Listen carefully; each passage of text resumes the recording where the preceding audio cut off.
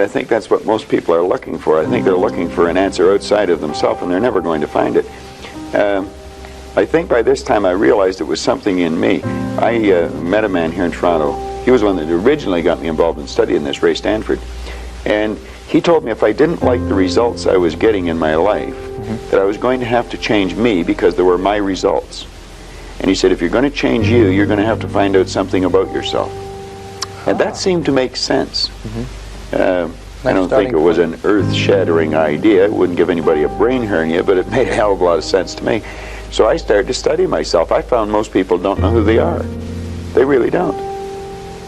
What do you mean? I mean, I know my name, I know my age, I know where I live. Yeah, that's not what you, else though. Is there? You know, that's just size, it. If you ask the average person who they are, they'll give you their name. They'll say, I'm Bob Proctor, but I'm not. Bob and Proctor are two words. My parents give them to me. They're called names, but it's not me. It's my name. Then somebody will say, well, this is me, but this isn't me either. It's my body. Like, you never phone down here to the studio and say, body won't be in today, it's sick. Okay. You know, we don't say am hand or am leg. It's my hand, my leg, my body, my name. Who am I? Well, that's an interesting question. And I believe if a person will start to study that and look for the answer, they'll find it. See, I think we live simultaneously on three planes of understanding.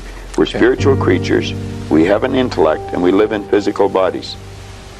Okay. But because we lack awareness or understanding of who we are, we're totally locked into a physical world, and we let things outside of us control us. 95% of the population are reacting to life. They're not really living at all. Okay, and would you call that one of the barriers to success? Oh, there's no question about it. I think there's two barriers. Success is a funny word. Nightingale had a great definition for it. He said a person's successful if they know where they are, and they know where they're going, and they're progressively moving in that direction. He said that success was the progressive realization of a worthy ideal. Anyone that has a goal, and they're moving towards it, they're successful. Most people think that you're successful if you have a lot of money. Quite often you have a lot of money if you're successful, but it isn't. I wouldn't say Mother Teresa has a lot of money. Okay. No, but she's a pretty successful lady. So it's... Okay, so that barrier to success... Well, there's a couple of them. Okay. I think there's two barriers. One is our conditioning. The conditioning that takes place in our subconscious mind from the time we're infants. All we can do is act and talk like the people around us. That's why we learn the language we learned.